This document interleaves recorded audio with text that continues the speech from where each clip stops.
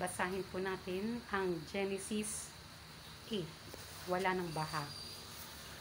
Hindi nawaglit sa isipan ng Diyos si Noe at ang lahat ng hayop na kasama niya sa malaking barko. Kaya't pinaihip niya ang hangin at nagsimulang humupa ang tubig. Huminto ang mga bukal at tumigil ang pagbuhos ng ulan. Patuloy na humupa ang tubig at pagkaraan ng 150 na araw ay mababa na ang baha. Sumadsad ang barko sa bundok ng Ararat noong ika-17 araw ng ika-7 buwan. Patuloy ang paghupa ng tubig at ng unang araw ng ika-10 buwan. Lumitaw ang taluktok ng mga bundok.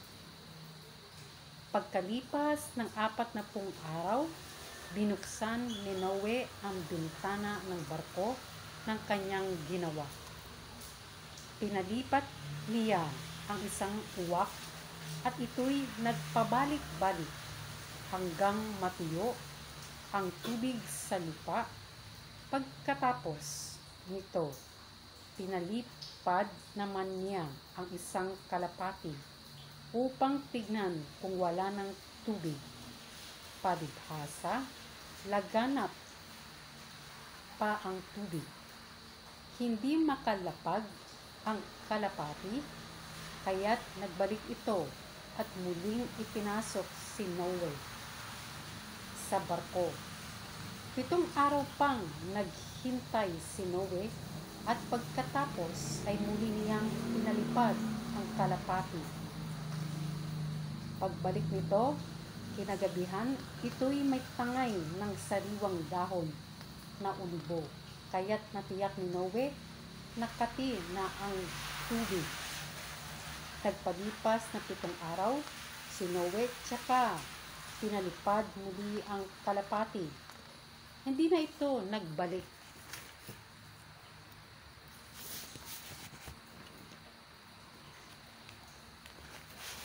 Noong ay 601 taon gulang na si Noe ng unang araw ng unang buwan.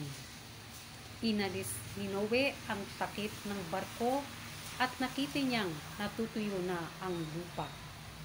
Nang ika-27 araw na, ika-2 buwan, tuyong-tuyo na ang lupa. Sinabi ng Diyos kay Noe, lumabas ka na sa barko kasama ng inyong asawa, mga anak at mga manugang. Palabasin mo na rin ang lahat ng mga hayop na kasama mo. Maamo at mailap, gumagapang at lumalakad sa lupa, at pati ang mga ibon. Hayaan mo silang dumami at manirahan sa buong daigdig. At lumabas na nga si Noe at ang kanyang asawa, mga anak at mga manugang. Ngayon din, sunod-sunod na lumabas ang lahat na hayop, mailap at maamo, lahat na gumagapang at lumalakad, pati ang mga ibon ayon sa kanilang uri. Naghandog si Noe. Si Noe ay nagtayo ng altar para kay Yahweh. Kumuha siya ng isang sa bawat malinis na hayop at ibon at sinunog bilang handog.